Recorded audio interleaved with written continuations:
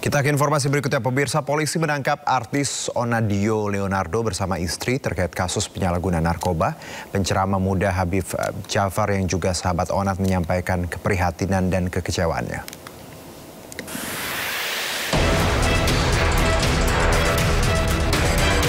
Satres Narkoba Polres Metro Jakarta Barat menangkap artis Leonardo Arya atau yang kerap disapa Onadio Leonardo terkait kasus penyalahgunaan narkoba. Ona ditangkap di sebuah perumahan di kawasan Ciputat Timur, Kota Tangerang Selatan bersama istrinya Baby Leonardo alias Baby Priscilia pada Rabu malam. Sementara satu orang lain ditangkap di kawasan Sunter Tanjung Priok, Jakarta Utara. Polisi menyita barang bukti ganja dari penangkapan tersebut, sedangkan barang bukti ekstasi sudah habis digunakan. Hingga saat ini polisi masih melakukan pemeriksaan intensif terhadap Onat dan dua tersangka lainnya. Ekstasinya sudah habis karena diduga dipakai. Yang ditemukan hanya ada beberapa sisa ganja di dalam plastik. Ya, ini masih terus dikembangkan. Ini baru saja diamankan oleh rekan-rekan dari Satres Narkoba Polres Metro Jakarta Barat. Menanggapi penangkapan Onat, penceramah muda Habib Hussein Jafar Al-Hadar atau akrab disapa Habib Jafar menyampaikan keprihatinan dan kekecewaannya.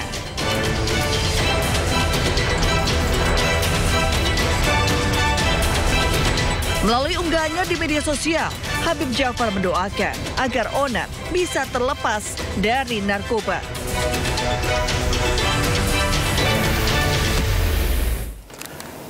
Sebelumnya, pemirsa, Presiden Prabowo Subianto pimpin pemusnahan 214 ton lebih narkotika, barang bukti pengusutan kasus narkoba oleh kepolisian periode Oktober 2024 hingga Oktober 2025.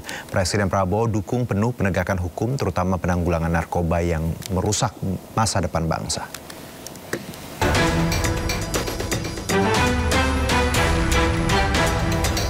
Presiden Prabowo ikut memusnahkan barang bukti narkoba yang disita oleh Polri yang digelar di lapangan Bayangkara Mabes Polri, Jakarta Selatan, Rabu siang. Sebanyak 214,84 narkotika senilai lebih dari 29 triliun rupiah merupakan barang bukti hasil pengusutan kasus narkoba oleh kepolisian bersama instansi terkait periode Oktober 2024 hingga Oktober 2025. Barang bukti narkotika yang dimusnahkan antara lain ganja, sabu, ekstasi, hingga etomidate. Pemusnahan narkotika ini bertujuan untuk mencegah dan memberantas peredaran narkoba yang berdampak buruk pada masyarakat, terutama generasi muda usia 15 hingga 24 tahun. Pemusnahan barang bukti narkoba hasil bekerjanya Polri selama 1 tahun, Oktober 24 sampai Oktober 25. Yang berhasil mereka sita rebut adalah 214,84 ton, yang nilai uangnya adalah 29,37 triliun rupiah. Dan bila tidak berhasil mereka cegah atau mereka sita, mereka tangkap, itu bisa digunakan oleh 629 juta manusia. Saya dalam hal ini menyampaikan penghargaan saya sebesar-besarnya kepada seluruh anggota Kepolisian Negara Republik Indonesia dimanapun sedang bertugas. Selain penindakan, Polri juga memberantas narkoba dengan pencegahan hingga penanganan korban penyalahguna narkoba. Dari Jakarta, Ismalia Rama Romadona, iNews melaporkan. Baik, kita beralih ke informasi berikutnya, pemirsa. Warga ND, Nusa Tenggara Timur yang tewas dianiaya oknum polisi ternyata merupakan penyandang disabilitas. Pelaku menganiaya korban saat dalam kondisi mabuk miras.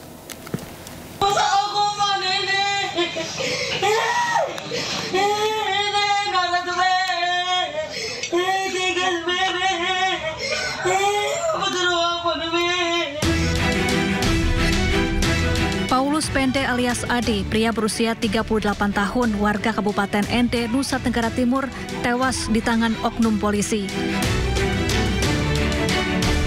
Korban merupakan seorang penyandang disabilitas, yakni tunarungu dan tunawicara. Kesehariannya ia bekerja sebagai pengemudi ojek. Peristiwa bermula saat korban dan pelaku mengikuti sebuah acara dan minum minuman keras. Keduanya pun mabuk dan kemudian terlibat cekcok. Pelaku kemudian menganiaya korban hingga terluka parah. Korban lalu dibawa ke rumah sakit, namun nyawanya tidak tertolong. Keluarga korban pun mengaku sangat kehilangan. Di mata keluarga, korban merupakan sosok yang ceria, humoris, dan pandai bergaul. Baik-baik saja. Akrab sekali dengan dia. Saya om kandung. Keseharian sudah gaul dengan dia, berarti orangnya mengerti apa yang dia omong. Itu orang itu ngerti. Kalau orang yang baru kenal dengan dia pasti tidak mengerti apa yang dia ini. Bapak dia biasa hidup. Tidak pernah buat kekacauan di lingkungan kita. Sementara itu, pelaku Brigadir Oscar kini telah ditangkap dan ditahan untuk menjalani pemeriksaan lebih lanjut. Dari Ende, Nusa Tenggara Timur, Joni Nura, iNews melaporkan. Pemirsa, gara-gara hotspot dimatikan, seorang pria di Siak Riau nekat membunuh temannya sendiri, namun sebelumnya pelaku mengizinkan korban berhubungan badan dengan istrinya.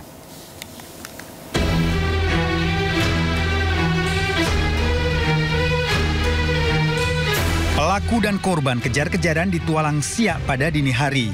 Korban akhirnya dibunuh pelaku. Sebelumnya pelaku mengizinkan korban berhubungan intim dengan istrinya. Namun pelaku marah setelah hotspot di rumah korban dimatikan. Terungkapnya korban dibunuh pelaku saat warga mencium bau menyengat dari pekarangan rumah. Gundukan Tanah Baru mengungkap keberadaan korban. Korban ditemukan telah membusuk, dibungkus terpal dan ditimbun tanah 1 meter. Polisi melakukan olah tempat kejadian perkara dan identitas korban terungkap dari istri pelaku. Namun pelaku telah kabur ke Kota Pekanbaru. Pelaku diburu polisi dan ditembak kakinya karena melawan saat akan ditangkap. Pelaku dan korban merupakan teman dekat. Karena korban sangat hitung-hitungan masalah hotspot. Pertama, istrinya sudah dipersilahkan untuk disetubuhi atau diruda paksa oleh korban. Tersangka tidak ada hitung-hitungan. Dari saat itulah timbul pikiran tersangka untuk menghabisi atau membunuh daripada korban. Polisi mengamankan senjata tajam, cangkul, dan pakaian yang berlumuran darah, sementara tersangka terancam hukuman 20 tahun penjara atau hukuman mati. Dari Kabupaten Siak, Riau, Eli Suwanto, iNews melaporkan. 2 kerangka manusia ditemukan di dalam sebuah gedung yang terbakar saat insiden kerusuhan bulan Agustus lalu di kawasan Senen, Jakarta. Kedua kerangka kini dalam proses identifikasi di Rumah Sakit Polri Kramat Jati.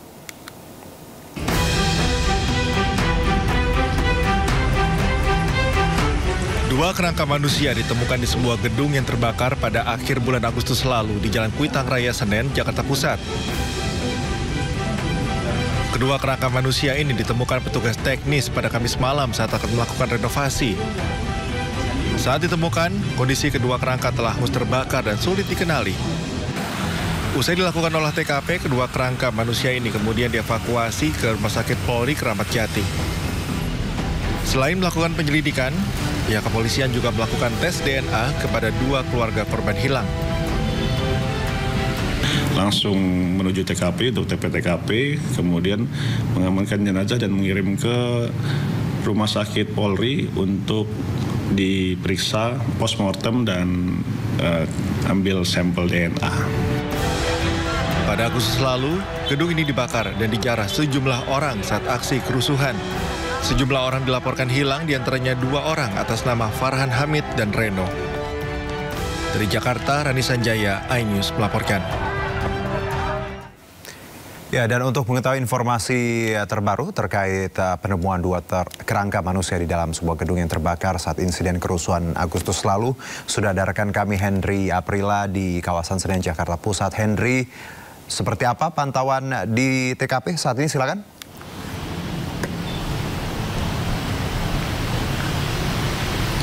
Ya, berkaitan dengan pantauan saat ini di lokasi, tepatnya di kawasan Kuitang, Jakarta Pusat, Jono dan juga pemirsa, kalau memang informasi terakhir yang kami terima bahwa ditemukannya 2 kerangka jenazah di salah satu gedung yang ada di kawasan Kuitang, Jakarta Pusat. Dan sedikitnya juru kamera kami, Muhammad Hoirudin, akan menunjukkan bagaimana kondisi terkini di lokasi. Memang untuk saat ini, Juno, ditunjukkan oleh juru kamera kami di beberapa titik atau memang tepatnya di depan gedung yang terbakar, ini sudah dibatasi oleh seng-seng ataupun sudah ditutupi oleh seng yang kemudian juga ini tidak bisa dimasuki oleh kami awak media maupun dari warga sekitar. Dan kemudian Juno dan juga pemirsa, kalau memang informasi yang kami terima, gedung ini terbakar pada saat insiden kerusuhan demonstrasi yang terjadi pada 29 Agustus 2025 lalu. Yang kemudian ini juga mengakibatkan gedung ini terbakar. Dan penemuan dari kedua kerangka jenazah ini ditemukan oleh tim teknisi yang hendak melakukan renovasi gedung karena memang sebelumnya telah terbakar. Dan kemudian juga dari Polres Metro Jakarta Pusat pun juga telah melakukan olah TKP dan juga telah mengirimkan beberapa, maksud kami 2 kerangka jenazah ini ke Rumah Sakit Polri Kramat Jati untuk melakukan pemeriksaan forensik lebih lanjut termasuk dengan pengambilan sampel DNA. Dan Juno juga pemirsa, tentunya sampai sejauh ini kami pun juga belum bisa menerima informasi lainnya karena mengingat dari warga sekitar maupun dari beberapa pedagang yang hendak melakukan aktivitas di sekitar dari gedung ini pun juga tidak menerima informasi-informasi terbaru maupun pada saat insiden kejadian juga mencium aroma-aroma ini. Dan tentu dalam hal ini Juno dan juga pemirsa, dari pihak polisian pun juga nantinya akan mencocokkan apakah 2 kerangka jenazah tersebut ini merupakan data ataupun termasuk daftar dari data hilang yang tercatat pada aksi demonstrasi 29 Agustus 2025 lalu. Tentu kami pun awak media masih memantau karena informasi terakhir yang kami terima ini sudah dilakukan olah TKP, kemudian juga 2 kerangka jenazah pun juga telah dilakukan telah dilakukan pemeriksaan forensik dan juga telah mengambil sampel DNA untuk mencocokkan 2 kerangka jenazah tersebut. Juno, kita akan terus pantau bagaimana perkembangan terkini di lokasi, tepatnya di Kramat Jati, Jakarta Pusat. Dalam hal ini adalah penemuan 2 kerangka jenazah di gedung di kawasan di kawasan Kuitang, Jakarta Pusat. Juno. Baik Henry, terima kasih atas laporan Anda. Selamat bertugas kembali.